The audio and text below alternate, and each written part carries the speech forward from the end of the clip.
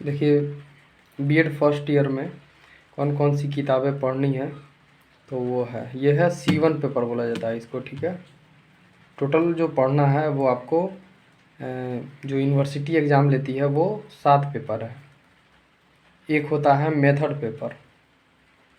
Method paper का मतलब कि आप जो जिस सब्जेक्ट से ऑनर्स किए हैं तो उस सब्जेक्ट को पढ़ाने का क्या तरीका होना चाहिए उसके बारे में उसमें पढ़ना है, जिसको C7A बोला जाता है फर्स्ट ईयर में, और वहीं सेकेंड ईयर में C7B हो जाता है। उसके अलावा 6 और पढ़ना है, जो ये है मेरे सामने, इसे ये C1 है। इसके अंदर में क्या पढ़ना है, ये कंटेंट है इसका,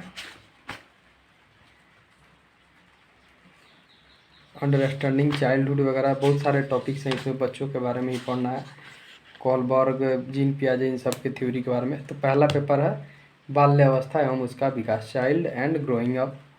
सेकंड जो आता है वो है आपका समसामयिक भारत और शिक्षा, कॉन्टेम्पोररी इंडिया एंड एजुकेशन। माने ये सब्जेक्ट जो है पूरा फिलॉसफी का बुक है। इसको पढ़ने के बाद अलग अलग आपको जानकारी मिलेगी, जैसे प्रकृतिवाद के बारे में, प्रैग्मेटिज्म प्रयोजनवाद के बारे में, आदर्शवाद के बारे में, शिक्षा क्या है, शिक्षा के महत्व के बारे में, अलग अलग बड़े बड़े प्लेटो, अरस्तु, स्वामी विवेकानंद, रविंद्रनाथ टैगोर, इन सब के बारे में जानकारी मिलेगी कि शिक्षा के बारे में उनका क्या मत था। उसके साथ यदि इसमें आपको जो कोठारी कमीशन है बना 2002 में, जो शिक्षा में संशोधन हुआ, उन सब के बारे में इसमें बहुत सारी चीज़ें और भी जो है मिलेंगी। कॉमन स्कूल सिस्टम के बारे में, बुनियादी शिक्षा व्यवस्था जो है उसके बारे में भी मिलेगा, तो ये बुक है। फिर आता है ये अधिगम एवं शिक्षण, इसको C3 पेपर बोला जाता है, कोड है इसका। और अधिगम एवं शिक्षण, लर्निंग एंड टीचिंग, तो इसमें भी बहुत सारी चीज़ें हैं, जैसे कि आपको इसमें प्रिंसिपल, सिद्धांत ज़्यादा पढ़ना है, जीन पियाजे का, ब्रूनर का, थॉर्नडाइक का, ये सब नाम है। आप लोग शुरू में पढ़िएगा तो थोड़ा कन्फ्यूजन लगेगा, धीरे धीरे पढ़ते पढ़ते वो सब नाम याद हो जाएगा।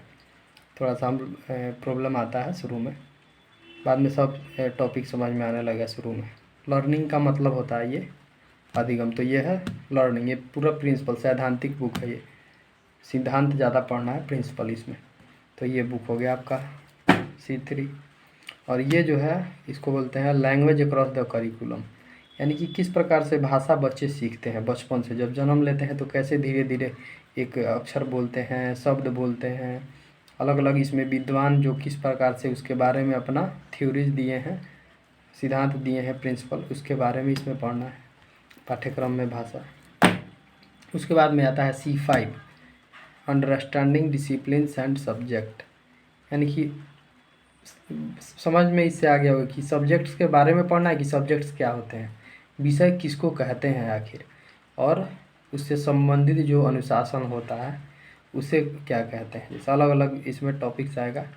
थोड़ा सा ये सब्जेक्ट भी बहुत कॉन्सेप्चुअल है, शुरू में पढ़ने में थोड़ा बाउंस करता है, लेकिन समझ में आ जाता है धीरे धीरे पढ़ने के बाद।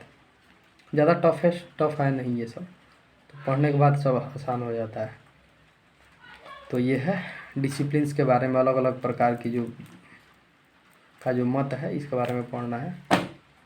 उसके बाद में आता है C6, ठीक है। C6 ये है लिंग, विद्यालय एवं समाज के बारे में पढ़ना है, जेंडर, स्कूल एंड सोसाइटी के बारे में। तो ये बुक है, इसमें स्पेशल पुरुष स्त्री, किस तरह से पुरुष स्त्री के बीच भेदभाव किया जाता है समाज में, इतिहास क्या रहा है, मध्यकाल में क्या हुआ, फिर अभी आधुनिक समय में क्या हो रहा है, ये सब इसमें देखना है, ठीक है।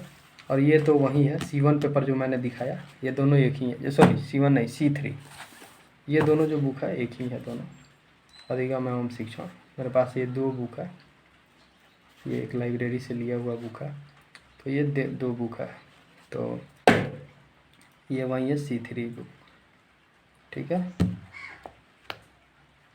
C3 है ये।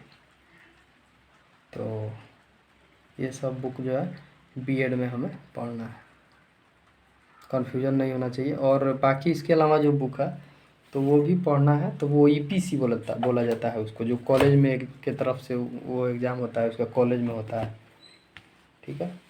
जैसे ये हो गया reading and reflecting on text, C1 हो गया, ठीक है। C2 ये हो गया नाट्य कला और शिक्षा, 2 EPC2 हो गया, EPC2 है, हाँ ठीक है, EPC ये 2 हो गया, ठीक है। और बाकी कुछ नहीं। इसके अलावा EPC3 एक होता है, तो उसमें आता है वो IT से रिलेटेड, इंफॉर्मेशन टेक्नोलॉजी कम्युनिकेशन से रिलेटेड क्वेश्चन रहते हैं, तो वो मेरे पास बुक नहीं है ये, चलिए ठीक है।